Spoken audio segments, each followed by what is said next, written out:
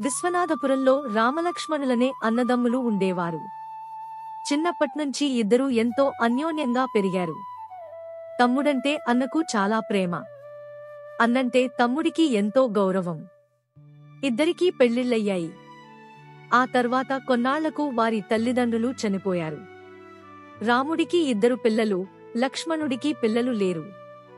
రామలక్ష్మణుల భార్యలు తరచూ పోట్లాడుకునేవారు.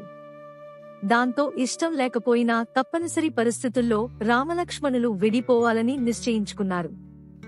వారసత్వంగా వచ్చిన 10 ఎకరాల పొలాన్ని చెరో 5 ఎకరాల చొప్పున పంచుకున్నారు.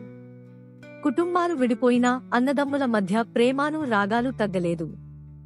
నాకు పిల్లలు లేరు. నా భార్య, నేను ఉన్న దాంతో సర్దుకోగలం. అన్నయ్యకు 2 పిల్లలు. ఉన్నదాంతో బతకడం అన్న కుటుంబానికి అష్టకష్టం అనే భావన లక్ష్మణుడికి ఉండేది.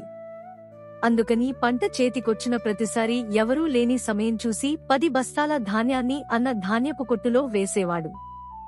నా కొడుకులు ఏదో ఒకరోజు అందివస్తారు. తమ్ముడికి పిల్లలు లేరు. వాడికి వయసు పెరిగే కొద్దీ బతుకు భారమవుతుంది అని ఆలోచించేవాడు రాముడు. అంతేకాదు, పంట చేతికి రాగానే తమ్ముడికి తెలియకుండా అతడి ధాన్యపురాశిలో 10 బస్తాల ధాన్యాన్ని వేసేవాడు. ఇలా ఒకరికి తెలియకుండా ఒకరు ఎదుటివారి ధాన్యపు కొట్టులో ధాన్యం వేయడం ఎన్నో ఏళ్లపాటు కొనసాగింది. ఓసారి అన్నదమ్ములిద్దరూ ఒకరి ధాన్యపు కొట్టులో మరొకరు ధాన్యం వేయడానికి వెళ్తూ ఎదురుపడ్డారు. కొన్నేళ్లుగా జరుగుతున్న ఈ విషయం ఇద్దరూ తెలుసుకుని ఆశ్చర్యపోయారు, ఎంతో ఆనందించారు.